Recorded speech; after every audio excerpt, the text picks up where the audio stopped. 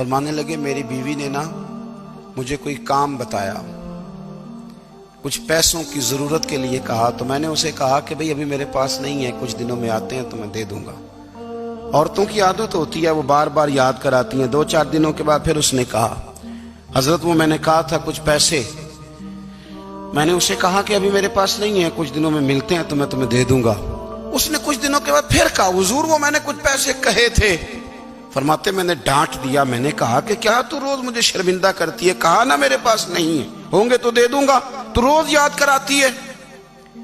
فرماتے ہیں اس نے پہلے تو میری ڈانٹ کو سہا، پھر میرے سخت جملوں نے اس کی آنکھوں میں آنسو پیدا کر دیے، پھر اس نے اپنے آنچل میں اپنے اس دکھ کو سمیٹا، اور پھر اس نے ایک جملہ کہا تو میں رو پڑا، اور مجھے اپنے رب سے مانگنے کا طریقہ آ گیا۔